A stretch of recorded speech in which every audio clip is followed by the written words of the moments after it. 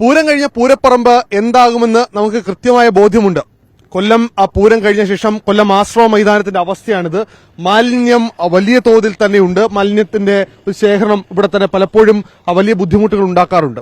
പക്ഷേ ഇപ്പോൾ കൊല്ലം നഗരസഭ ഇക്കാര്യത്തിൽ ഒരു മുൻകൈ എടുത്തുകൊണ്ട് മാലിന്യം പൂർണ്ണമായും ഈ ആശ്രമ മൈതാനത്തടക്കം നീക്കം ചെയ്യാനുള്ള നടപടികളാണ് ചെയ്തുകൊണ്ടിരിക്കുന്നത്. രാവിലെ മുതൽ തന്നെ അക്ഷീണമായ പ്രയത്നം തൊഴിലാളികളുടെ ഭാഗത്തുനിന്ന് ഉണ്ടാവുകയും ചെയ്യുന്നുണ്ട്. ഇപ്പൊ നമുക്കിപ്പം മേയറും അതുപോലെ തന്നെ സ്റ്റാൻഡിംഗ് കൌൺസിൽ അംഗങ്ങളടക്കം ചേരുന്നുണ്ട്. മേയർ വലിയ രീതിയിലുള്ള എന്നുവെച്ചാൽ കൊല്ലം ആശ്രമ മൈതാനം എന്ന് പറയുന്നത് കേരളത്തിലെ തന്നെ ഏറ്റവും വലിയ മൈതാനങ്ങളിലൊന്നാണ്. നമുക്ക് ഈ ദൃശ്യങ്ങൾ കാണുന്ന പോലെ തന്നെ പേപ്പർ അടക്കം വലിയ പ്ലാസ്റ്റിക് എല്ലാം നിൽക്കുന്നുണ്ട്. എങ്ങനെയാണ് നമ്മൾ ഇതിന്റെ ഒരു ശുചീകരണ പ്രവർത്തനം നടത്തുന്നത്? ഞങ്ങൾ ഇവിടുന്ന് എടുക്കുന്ന പ്ലാസ്റ്റിക് ഹരിതകർമ്മ സേനയെ കൊണ്ട് ക്ലീൻ കേരള കമ്പനിക്ക് കൊടുക്കും. ബാക്കി പേപ്പറുകൾ നമ്മൾ തന്നെ കൊണ്ടുപോയി ജൈവ മാലിന്യത്തിന്റെ കൂടെ നിക്ഷേപിക്കും എയറോബിക് ബിന്നിൽ. നമ്മുടെ കോർപ്പറേഷന്റെ തൊഴിലാളികളെ ഉപയോഗിച്ചാണ് ഈ ക്ലീനിങ് മൊത്തം നടത്തുന്നത്. അതിന് നേതൃത്വം കൊടുക്കുന്നത് കോർപ്പറേഷന്റെ ഹെൽത്ത് സ്റ്റാൻഡിംഗ് കമ്മിറ്റി ചെയർപേഴ്സൺ കുമാരി പവിത്രയാണ്. ഞങ്ങളുടെ HIമാർ JHI ഒക്കെ ഉണ്ട് ഇവിടെ. വലിയൊരു ദൌത്യമാണ്. പ്രത്യേകിച്ച് എനിക്കൊന്ന് പൂരത്തിന് മുമ്പ് ഒരു വൃത്തിയാക്കൽ നടന്നു, പൂരത്തിന് ശേഷം മറ്റൊരു വൃത്തിയാക്കൽ വലിയൊരു ദൌത്യമായിരുന്നു. വലിയ ദൌത്യം. കാര്യം ഇത്രയും ശരിക്കും പറഞ്ഞാൽ എനിക്ക് തന്നെ വന്ന് കണ്ടപ്പോൾ പേടിയായി ഇത് എങ്ങനെ പരിഹരിക്കാൻ പറ്റും. പക്ഷെ അത് വളരെ സിസ്റ്റമാറ്റിക് ആയിട്ട് തന്നെ ഞങ്ങളുടെ തൊഴിലാളികൾ കുറെ ഭാഗങ്ങൾ കൂട്ടി വെച്ച് അവർ കൃത്യമായി അത് ചെയ്യുന്നു. കാര്യം ഇല്ലെങ്കിൽ പിന്നെ വൈകുന്നേരത്ത് നൂറുകണക്കിന് ആളുകൾ ഇവിടെ ആശ്രാമ മൈതാനത്തിന് ആരോഗ്യ സംരക്ഷണവുമായി ബന്ധപ്പെട്ട് വരുന്നതാണ്. അപ്പോൾ എത്രയും പെട്ടെന്ന് തന്നെ ആശ്രാമ മൈതാനത്തിന്റെ ഈ ഒരു അവസ്ഥ മാറ്റി ഏറ്റവും മനോഹരമാക്കി എടുക്കുക എന്നുള്ളതാണ് കോർപ്പറേഷന്റെ ലക്ഷ്യം. പവിത്ര, കേരളത്തിൽ നിന്ന് മാതൃകയാണ് നമ്മുടെ കൊല്ലം മോഡൽ. ഈ മാലിന്യ സംസ്കരണത്തിനടക്കം നമ്മൾ നിരവധിയായ മാർഗ്ഗങ്ങൾ തന്നെ മുന്നോട്ട് വെച്ചിട്ടുണ്ട്. ഇത് എന്ന് പറയുന്നത് ഇന്നലെ തന്നെ പവിത്ര ഇവിടെ പലപ്പോഴും പറയുന്നുണ്ടായിരുന്നു, പ്ലാസ്റ്റിക്കുകളടക്കം നമ്മൾ എത്ര വേണ്ട എന്ന് വെച്ചാൽ പോലും ഇവിടേക്ക് എത്തുന്നുണ്ട്. അത് എങ്ങനെയാണ് ഇനി കൂടുതൽ ഒരു അടുത്ത ഘട്ടത്തിലടക്കം നമ്മളിങ്ങനെ ഈ പ്ലാസ്റ്റിക്കിനെ പൂർണ്ണമായും അവോയ്ഡ് ചെയ്യാനുള്ള മാർഗ്ഗങ്ങൾ എന്തൊക്കെയാണ്? സിംഗിൾ യൂസ് പ്ലാസ്റ്റിക് നിരോധിച്ചത് തന്നെയാണ്. പക്ഷേ ഇതുപോലെ ക്രൗഡ് കൂടുന്ന സമയത്ത് പബ്ലിക്കിന്റെ ഒരു ബുദ്ധിമുട്ടുണ്ട് നമുക്ക് നിയന്ത്രിക്കാൻ വേണ്ടി. അതിന്റെ ഭാഗമായിട്ടാണ് സിംഗിൾ യൂസ് പ്ലാസ്റ്റിക് ഒക്കെ ഇവിടെ വന്നിട്ടുണ്ടായിരുന്നത്. നമ്മൾ മാക്സിമം നമ്മുടെ HIമാരെ കൊണ്ട് പറഞ്ഞിട്ടുണ്ടായിരുന്നു.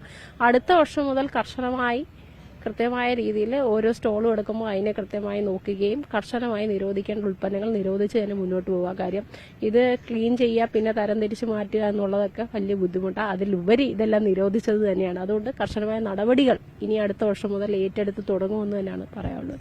ജനങ്ങൾക്ക് ഇക്കാര്യത്തിൽ അവയർനെസ് നൽകുക എന്നുള്ളത് വളരെ പ്രധാനപ്പെട്ട ഒരു കാര്യമാണ്. അക്കാര്യത്തിൽ നഗരസഭ ഒരു ഇനിഷ്യേറ്റീവ് എടുക്കും. കാരണം ഈ കൊല്ലം പൂരത്തിന് എത്തുന്നവരുടെ എണ്ണം വലിയ തോതിലാണ്. സ്വാഭാവികം ഇവിടേക്ക് എത്തുമ്പോൾ നമ്മൾ ഈ ശബരിമലയിലേക്ക് പോകുമ്പോൾ പ്ലാസ്റ്റിക് ഉപയോഗിക്കരുതെന്ന കർശനമായ നിർദ്ദേശമുണ്ട്. അതുപോലെ തന്നെ ഒരു നിർദ്ദേശം, ഒരു പുതിയ മാതൃക കൊല്ലം പൂരം മുന്നോട്ട് വെക്കുമോ?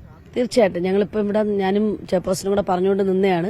ഓരോ കടകൾക്കും കൃത്യമായ നിർദ്ദേശം കൊടുത്തുകൊണ്ട് ഗ്രീൻ പ്രോട്ടോകോൾ പാലിച്ചുകൊണ്ട് തന്നെ വരും വർഷങ്ങളിൽ പൂരം നടത്തണമെന്നുള്ള നിർദ്ദേശം പൂരം കമ്മിറ്റിക്ക് കൊല്ലം കോർപ്പറേഷൻ കൊടുക്കും.